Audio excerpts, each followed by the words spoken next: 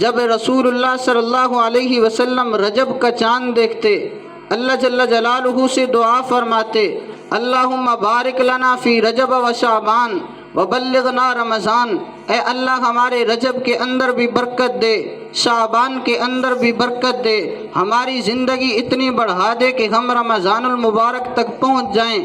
یہ رسول اللہ صلی اللہ علیہ وسلم نے استقبال رمضان کیا ہے اور اپنے قول سے کیا ہے۔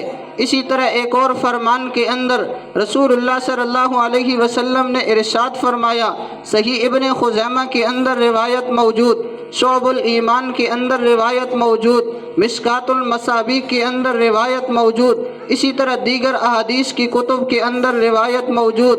حضرت سلمان فارسی رضی اللہ تعالیٰ عنہ راوی ہیں کہ رسول اللہ صلی اللہ علیہ وسلم نے ہمیں خطبہ دیا اور شعبان کی بالکل آخری تاریخ کے اندر خطبہ دیا۔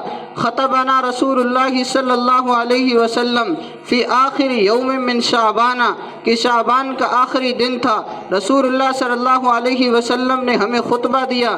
ارشاد کیا فرمایا، یا ایھا الناس قد اظلکم شہر عظیم، اے لوگو تمہارے اوپر ایک عظمت والا مہینہ سایہ فگن ہو کر آ رہا ہے۔